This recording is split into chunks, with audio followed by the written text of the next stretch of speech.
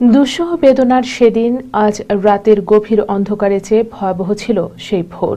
স্নিগ্ধ সকালে সুন্দর সাজানো গোছানো সবুজ পিলখানা রক্তাক্ত হয়ে ওঠে। দানবের বুলেটে লুটিপুটি খায় মানবতা। কিছু সংখ্যক উশৃঙ্খল রক্তপিপাসু জওয়ানদের বুলেটে প্রাণ হারান ৫৭ জন সেনা কর্মকর্তা। বিস্তারিত দেখুন রিপোর্টে। তারিখ ২৫ ফেব্রুয়ারি সাল ২০০৯। সেদিন বাংলাদেশে ঘটেছে এক মর্মান্তিক হৃদয় বিদারক ঘটনা। পিলখানা ট্রাজেডি দিবস আজ ২০০৯ সালের ২৫ ফেব্রুয়ারি তখনকার বাংলাদেশ রাইফেলসের বিডিআর, বর্তমানে বর্ডার গার্ড বাংলাদেশ বিজিবি সদস্যরা বিদ্রোহ করে।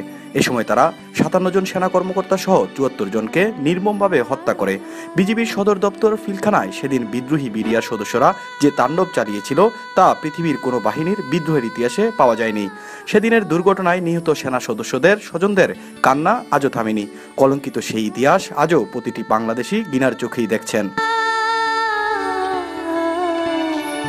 প্রবাস থেকে আমাদের একটি চাওয়া যে আমাদের দেশের ইতিহাস, আমাদের দেশের ঐতিহ্য, আমাদের দেশের যে সামরিক বাহিনীর একটা গৌরবময় অধ্যায় আছে সেটাকে কলঙ্কিত করার যে চক্রান্ত চলছে, এখনো চলছে, অনেক ক্ষেত্রে দেখা যায়, সেটা যেন বন্ধ হয় এবং বাংলাদেশের সামরিক বাহিনী যেন অত্যন্ত দৃঢ়তার সঙ্গে দেশপ্রেমের মাধ্যমে দেশের সার্বভৌমত্ব রক্ষায় কাজ করে, সেটি আমাদের সবার প্রতীক্ষা।